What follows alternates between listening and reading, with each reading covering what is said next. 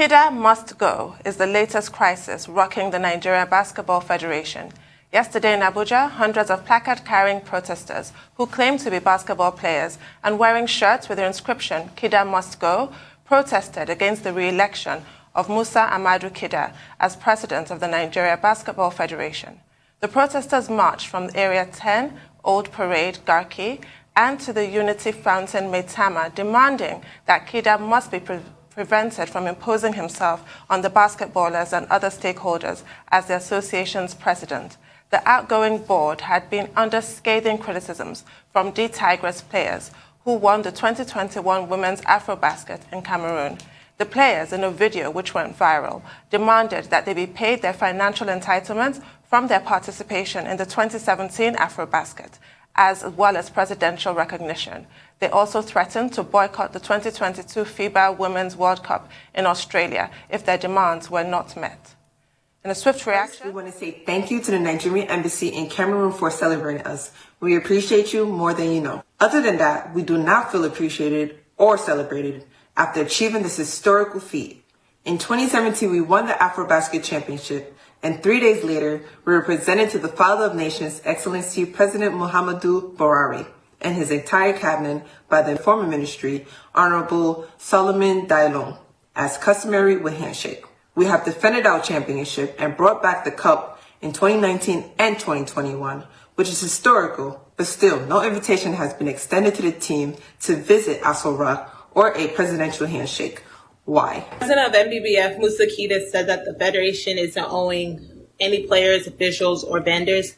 This is far from the truth. The last time we checked, our allowances, stipends, bonuses, training grants, and donations made by banks for players, officials, and volunteers still have not been paid. We are owed $73,118 from the NBBF, $24,000 from the Ministry for the Tokyo Grant, and $100,000 from donations from 3 banks in Nigeria. Ever since our general manager and team manager resigned, we feel like we're being marginalized. Our senior leadership, like the former president, never really shows up for camps or competitions to boost our morale. And when we have significant concerns and issues that needs to be addressed, when he does show up, we get vague answers, as if our concerns aren't important to him. But when we win, they magically show up for photo ops and celebrations to use for political gain. In swift reaction, the Minister of Sports in Nigeria, Sunday Dare, who was supposed to be on this show this morning, released a video where he stated that the ministry is doing everything to ensure the right thing is done. He, however, absolved himself of the crisis by saying that the issue started way back in 2017 before he became the Minister of Sports. Every athlete that wears the Nigerian colors is a commitment, is a sacrifice. And as Minister, I've made every effort to make sure that they're fully supported. But I also work within a system where allocation of resources is based on certain critical factors. What we have done is to make sure that we push the files, we do the documentation, and the process is ongoing. I share the pains. This is allowances from 2017 when I was not even a minister. But is it something that government has, on an incremental basis, tried to address? I know that part of this money have been paid. As resources become available to government, they're able to meet most of the demands that come to government from different MDAs. In this case, I understand the pain, but I want to put it on record that the ministry has never slept at the switch.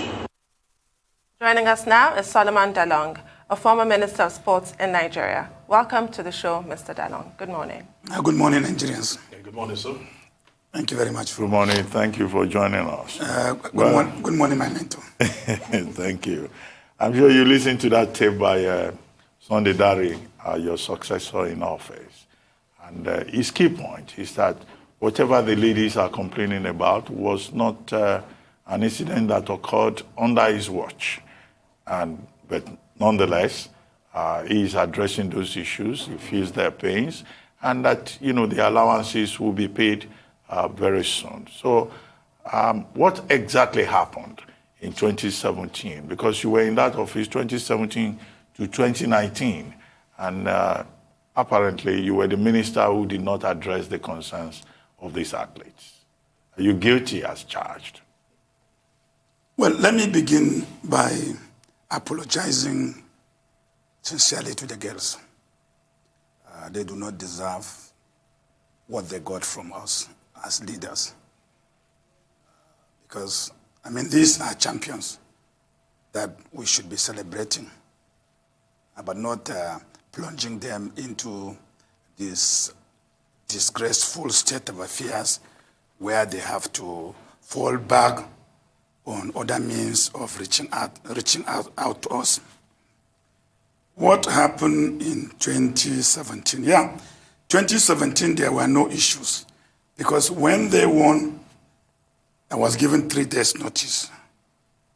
And I immediately reached out to the presidency and got them to meet with the Federal Executive Council on a Wednesday. The president appreciated them.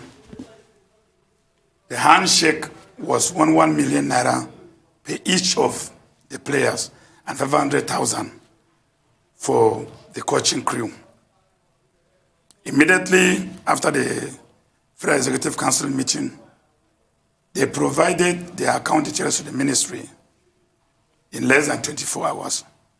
And these monies were disbursed to them. So no issues as to 2017. These issues we are talking about are as a result of their participation in the World Cup in Tenerife, Spain in 2018. We had budgetary issues with their qualification because there was the provision made in the budget went to the National Assembly and came back far, far below what we expected. So we had to now fall back on an intervention, which I approached the president, and the president said, well, put up your memo for me to consider. The Federation now presented a memo of about 1.5 billion covering their preparation and participation in the 2018 World Cup. This memo was not even brought to the ministry on time. So we were caught up with going to Spain.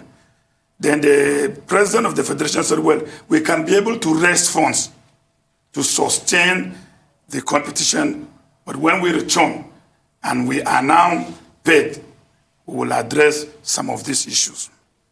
We went, the girl did the country proud, becoming the first African country in 100 years in basketball to qualify to quarterfinals, defeating great basketball nations like Italy, Turkey, and Argentina.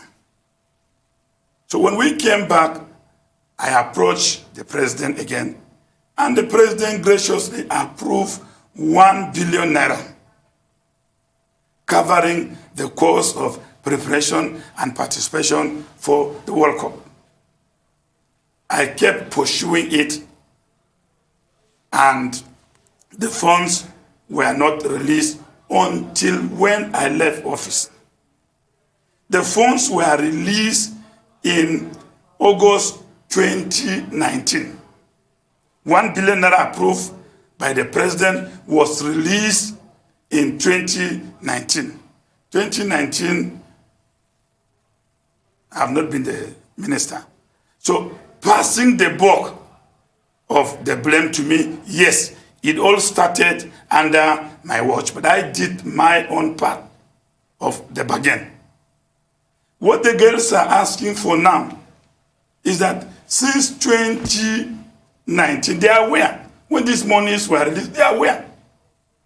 When the monies were released in 2019, they have not been paid from August 2019 till date. So passing it back to me, I think it's not the best way. The best way is for the ministry to come out clean, apologize, and explain why the money, the AIE that was raised in the name of the ministry suddenly found its way into an escrow account in the central bank. Because the AIE was issued in the name of the Federal Ministry of Youth and Sports Development. But I know as a fact that the monies were released to the ministry and the Nigerian Basketball Federation was paid. Because when the girls started complaining in 2020, they got back to me that they have not been paid their money. And I called the president of Nigerian Basketball Federation and said, what is happening to these guys' money? And he said, well, their money has been released, we're going to pay them. So I think that is something we are trying to hide. But look at the issues raised by the girls. The issues are many. The issues are many.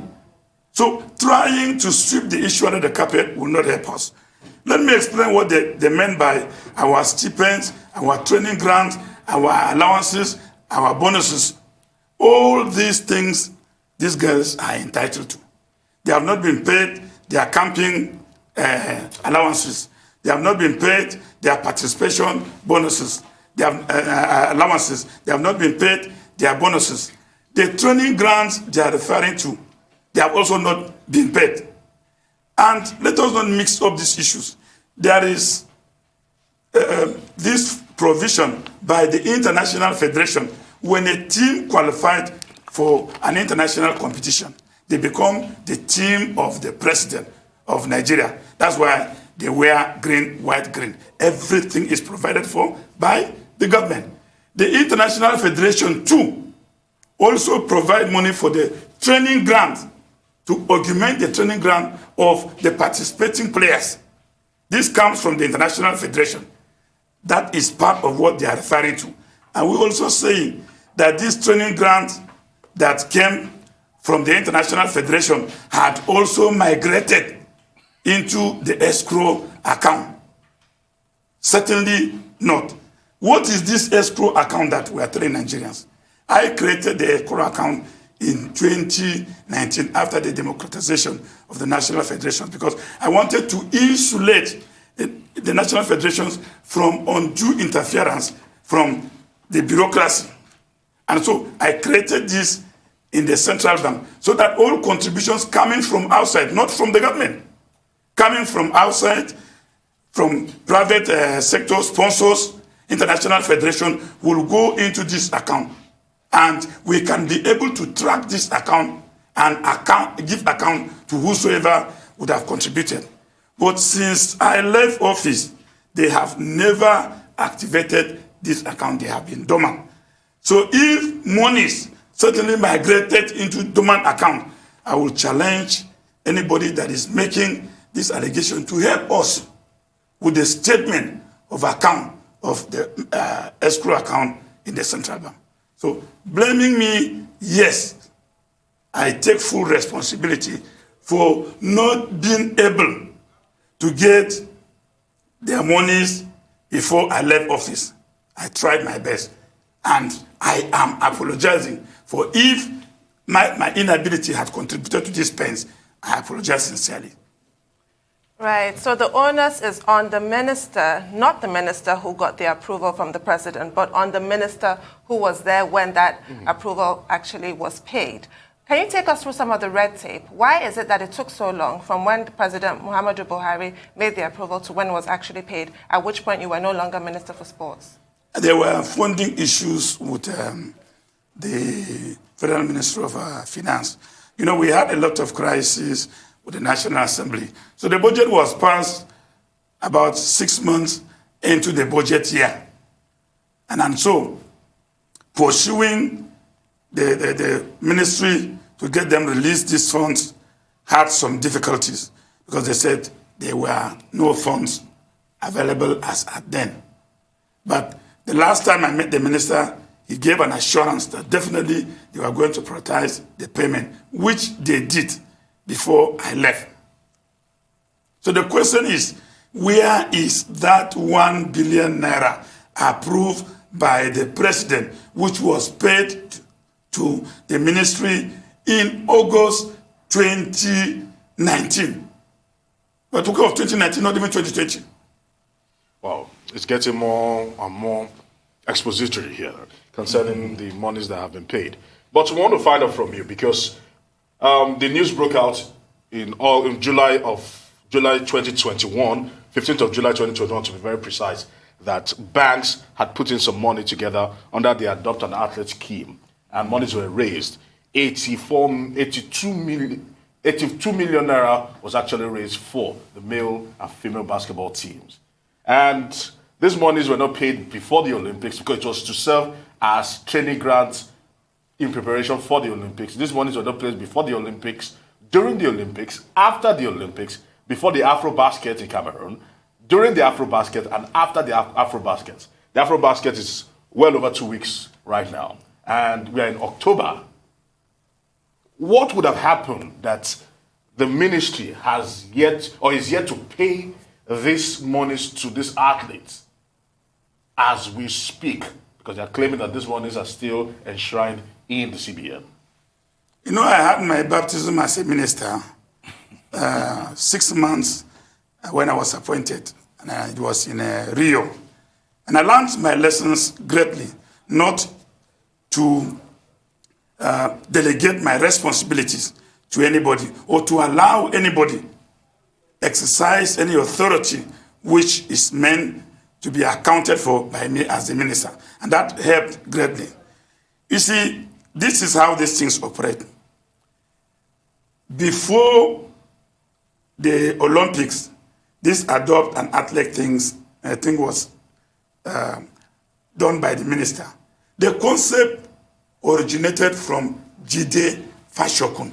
The late Jide Fashokun. The late Jide Fashokun, who launched this Adopt an Athlete. And I contributed my 1 month salary at the launching, 840,000. Mary Onyale and late Jide raised money, including getting money from FIBA, who contributed 10 million, and then the Ondo state government. So this wasn't a new initiative. It was an ongoing initiative of the late Jide Fashokun. Jide Fashokun had even funded some athletes from this money before he died. So when the minister came in, it became a new initiative. And to be fair, they were not even fair to Jide Fashokun because his name was even not mentioned anywhere. Now, these monies were meant to be even released by the program to athletes to help them in training before Olympics, because the concept was to help us improve on our podium performance in Tokyo in 2020. So this 84 million that was raised was supposed to be distributed to athletes through a balloting system. Whosoever now picked the ballot will be considered for funding. It wasn't done before Olympics. After Olympics, it even wasn't done. The girls went for the AfroBasket, they were not even paid. I think the ministry needs to give a clear explanation to face this issue headlong and said, well, this was what happened, because this is the marketing. But they said that it was accounts not being given to the ministry, not being given to the federation was the hiccup to this process not being completed. The Nigerian Football Federation, we have the accounts of the national players, the account details in the ministry. We have the account details of the Tiger and the Tigress, all in the documents of the Federal Ministry of Youth and Sport. You don't need to ask them, because we have been paying them through these processes in the past. So the ministry cannot ask them again, except if they have changed their bank details, or maybe because of COVID, the banking regulations would have been altered. I will not be in a position to. But the truth is that these national players, their details are well documented with the ministry. I have a comprehensive handing over note. And not to sound Vincent to be immodest, I left a very comprehensive handing over note to the last thing I did before I left the office. Nothing is left uncovered, so that my successor in office will not go through what I went through. I was left to grope in the dark to find my way. So I didn't want my successor to suffer the same thing. So there is nothing like these players. Their details are not with the ministry. Their details is in the ministry, Federal Ministry of Youth and Sport Development. The minister should ask his directors, ask the director of FIT, and ask the account department, the director of accounts, to bring the accounts of these guys. Okay. I mean, part of the story out there is that you and your successor are not on good terms.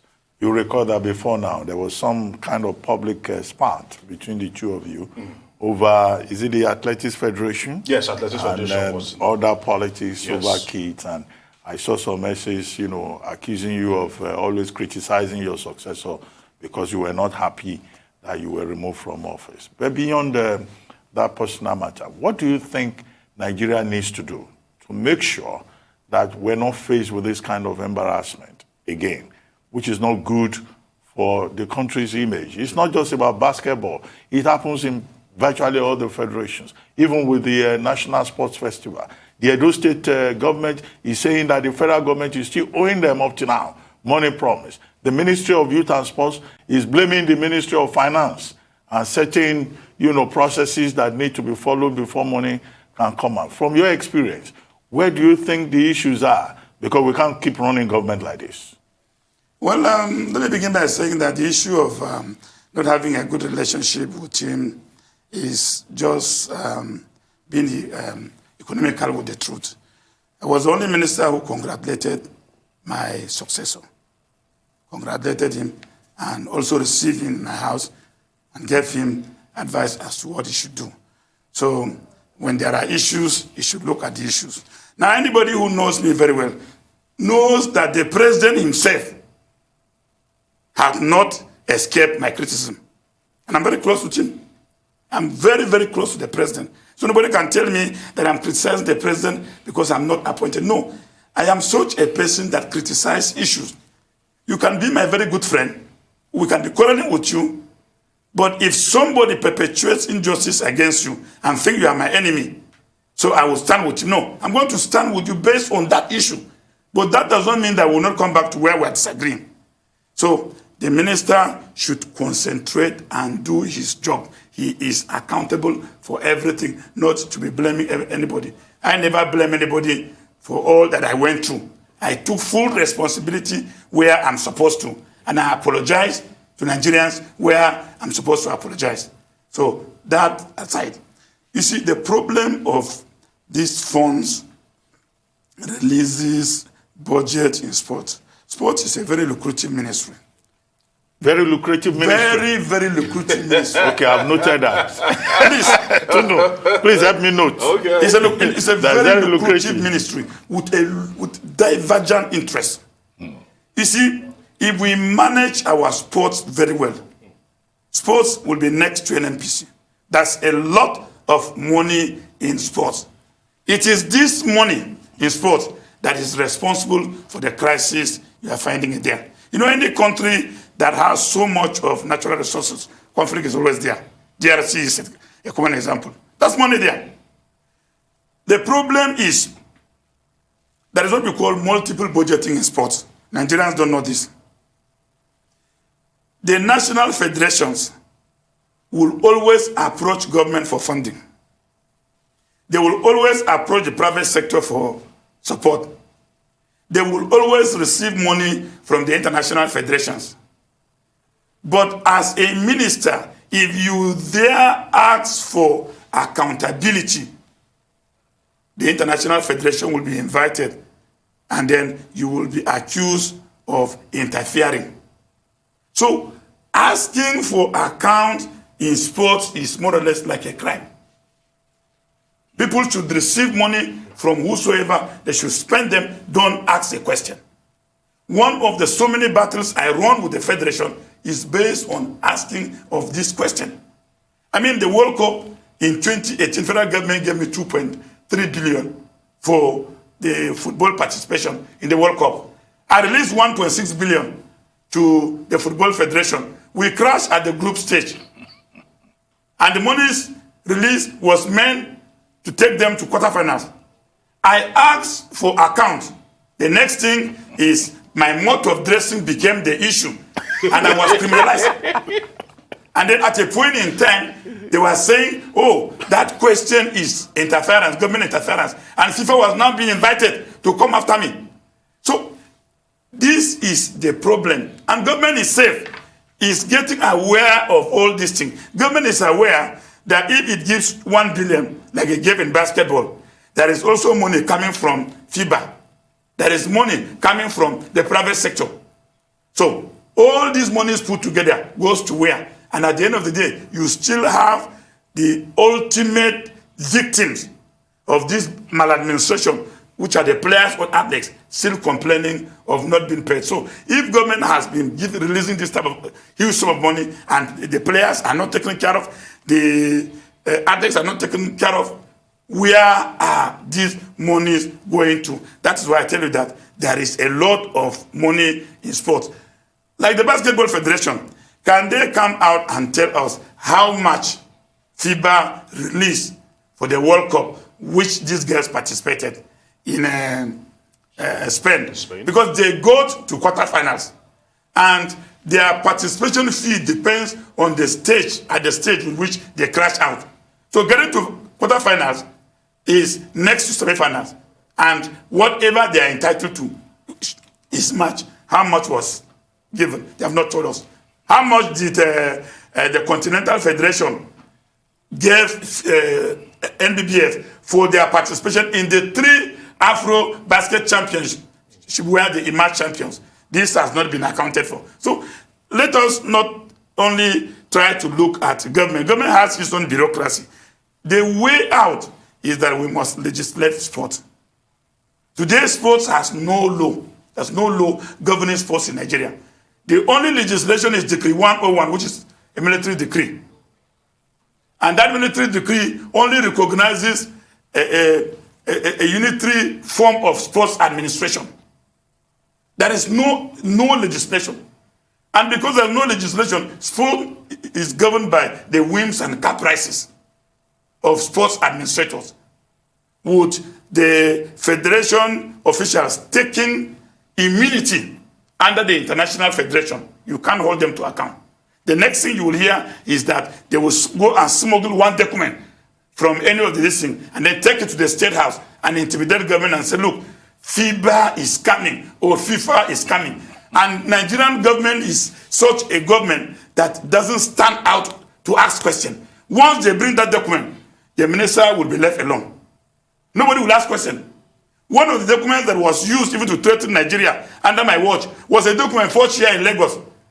But government acted on it and everybody went against me. Oh, Solomon Dalung is wearing khaki and beret. He doesn't know what. So these are the issues. There's this other costume that you wear too. Yes, that's a very memorable costume. I remember that one. Well, this has been a most illuminating conversation. Thank you for joining us this morning.